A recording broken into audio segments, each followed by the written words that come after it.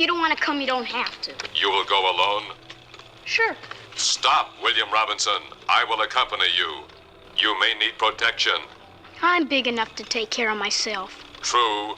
Somewhere in a Los Angeles archive, there is no reel of film showing the Robinson family finally coming home. No secret vault, no locked canister of celluloid waiting to be rediscovered by some lucky archivist. That single fact has disappointed generations of fans who spent decades hunting for something that was never made in the first place. And understanding exactly why that myth took root tells us more about this strange, beloved television series than the myth itself ever could. For a certain generation, Lost in Space was not just a show. It was a Wednesday night ritual, a family gathered around a glowing box, watching the Robinsons drift through the galaxy in their silver saucer, the Jupiter 2. Children who grew up on it remember the robot's flailing arms and the shrill cry of danger, while Robinson the way other people remember the smell of their grandmother's kitchen on a Sunday afternoon. It felt permanent, warm, unchanging, the kind of thing you assumed would simply always be there whenever you wanted to return to it. But permanence is rarely the full story of anything made for television, and Lost in Space carried a far more complicated history underneath its cheerful surface than most of its audience ever knew or ever wanted to know. The show premiered in September of 1965, the brainchild of producer Irwin Allen, a man who had already built a reputation in Hollywood for thinking in enormous, spectacular terms. Before Lost in Space ever aired, its original pilot, filmed under the working title No Place to Hide, reportedly cost in the neighborhood of $600,000, an eye-watering sum for a television pilot in the early 1960s, more than many entire seasons of other programs cost to produce. That first version of the story was leaner and more serious than what audiences eventually came to love. There was no Dr. Smith skulking through the ship's corridors, and there was no robot warning anyone of danger. Both were added later, folded into the concept almost as afterthoughts meant to give the family drama more tension, more humor, and a bit more commercial appeal for network executives who were still uncertain the idea would work at all. Nobody involved could have predicted that one of those two additions would end up defining the entire series and quietly overshadowing everyone else on the call sheet. That addition was Dr. Zachary Smith, played by a stage-trained character actor named Jonathan Harris. As originally written, Smith was meant to be a genuinely dangerous saboteur, a man who deliberately threw the Robinson family's mission into chaos before presumably being written out of the story within a handful of episodes. Harris reportedly had other plans entirely. Recognizing that a flat, humorless villain would grow tiresome quickly and likely get himself cut from future scripts, he began shaping the character on his own terms, softening Smith's menace into something closer to comic cowardice, layering in theatrical flourishes, elaborate alliterative insults, and a vanity that made him strangely endearing even as he schemed against the family sheltering him. Producers noticed audiences responding warmly to this transformation, and rather than reining Harris in, they gave him increasing room to keep going. Smith went from an expendable plot device meant to disappear quietly to the emotional center of gravity for the entire show, a shift that reshaped everything else happening on that soundstage and altered the balance of power among the cast in ways nobody had anticipated when filming began. That shift came at a real cost, and the person who paid it most quietly was the show's leading man, Guy Williams. Before joining Lost in Space, Williams was already a genuine star, having spent years playing the swashbuckling hero of Disney's Zorro, a role that had made him famous around the world and had earned him the kind of devoted fanbase most actors only dream of. He came to this new series expecting to anchor it, to be the noble, capable father figure the audience would rally around week after week, the strong center holding the family together through danger. Instead, as Harris and the show's other breakout attraction, an unnamed but instantly beloved robot, absorbed more and more of the spotlight, Williams found his role as patriarch John Robinson steadily reduced to something closer to background scenery.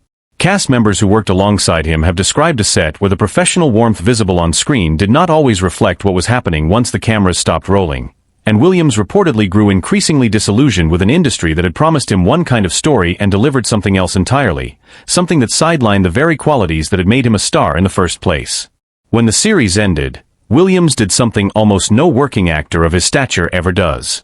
He walked away from Hollywood altogether and relocated to Buenos Aires, Argentina, where his earlier fame as Zorro had made him a genuine celebrity, adored by a public that showered him with a kind of affection he felt he had lost at home. He settled into a quieter, contented life there, reportedly even offering to help drive ambulances during a period of civil unrest because of how deeply he had come to love his adopted country and its people. In 1989, Williams died alone in his Buenos Aires apartment from a brain aneurysm at the age of 65, and by several accounts, some days passed before his death was even discovered by anyone who knew him.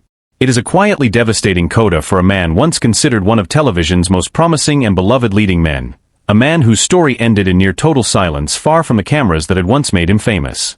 While Williams suffered in silence, another member of the cast endured a very different, far more physical kind of hardship.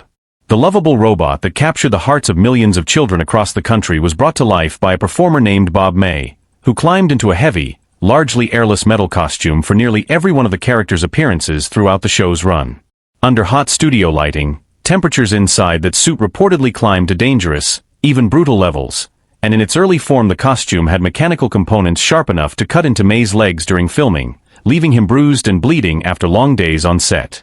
He could only endure limited stretches of time sealed inside before needing to be let out to catch his breath, and by his own later accounts, he found small, strange ways to cope with the ordeal, including reportedly smoking cigarettes inside the suit during breaks between takes, once alarming the production team into thinking the costume itself had caught fire. Adding a painful irony to his suffering, the robot's now famous voice belonged not to May but to announcer Dick Tuffold, meaning the man physically enduring the heat and injury inside the machine never got to speak its most iconic lines himself, never received the vocal credit for the character he built with his own body. The network exercised a surprising amount of control over smaller details as well, details that had nothing to do with monsters or robots at all. According to accounts from people close to the production, executives grew uneasy with how affectionate the Robinson parents appeared toward one another in early footage, reportedly asking that displays of physical affection between the on-screen husband and wife be scaled back considerably, out of concern that it might somehow make younger viewers at home uncomfortable. It's a strange, almost quaint footnote today, but it serves as a reminder that even the quiet human warmth of a fictional television family could be subject to nervous network oversight in that era. The show's tonal shift toward broader, sillier comedy is often blamed entirely on one dramatic executive decision, but the real explanation is more environmental and gradual than sinister.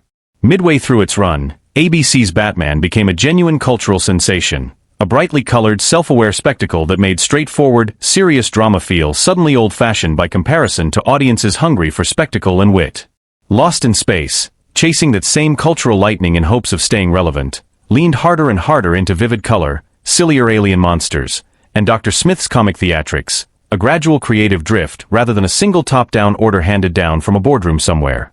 This drift feeds directly into perhaps the most persistent myth surrounding the entire series. The widespread belief that a secret, emotionally satisfying finale was filmed, showing the Robinsons finally returning home to Earth, only to be locked away in a vault and hidden from the public for reasons nobody could quite explain.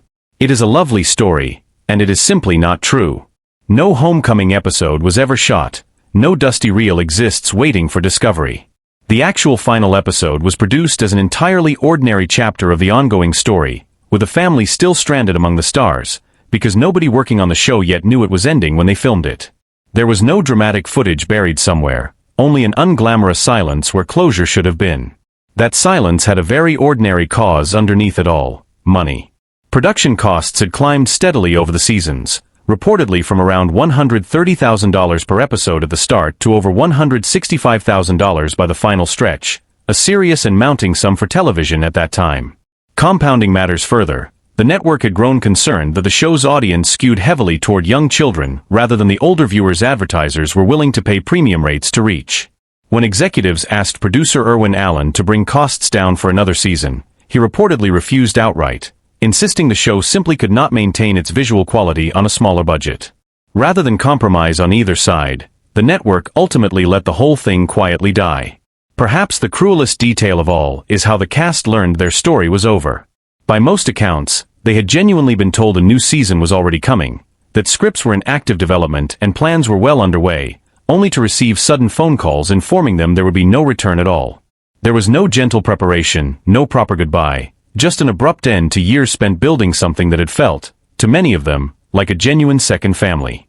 Amid all of this hardship, one quietly remarkable detail deserves remembering. The composer who wrote Lost in Space's sweeping, adventurous theme music was a young, still-rising talent named John Williams, credited at the time under the more casual name Johnny Williams, the very same composer who would go on to score some of the most iconic films in the history of cinema. Long before Galaxies Far, Far Away or a shark terrorizing a New England beach town, Williams was quietly honing his craft on this modest space adventure. Behind the entire production sat producer Irwin Allen himself, later nicknamed the Master of Disaster, for the string of enormous 1970s catastrophe films he would go on to make. Even during Lost in Space, Alan was known for frugally recycling props, monster costumes, and effects footage across his various productions, a habit that shaped the show's look and foreshadowed the budget tensions that eventually ended it. He passed away in 1991, leaving behind a complicated legacy of ambition and thrift in equal measure. Perhaps the most touching truth of all lies in the friendship that formed between Jonathan Harris and Bill Mumy, the young actor who played Will Robinson. By Mumy's own accounts given in later interviews, Harris became something like a second father figure to him during production, and the two shared a genuine lasting affection that outlasted the series itself by decades. It's a small human thread of real warmth running beneath a story otherwise defined by resentment, exhaustion, and quiet heartbreak behind the scenes. So the long search for a hidden happy ending was never really about missing footage sitting in some forgotten vault. It was about wanting the real story, messy and unresolved as it actually was, to end more kindly than it did for the people who gave years of their lives to it.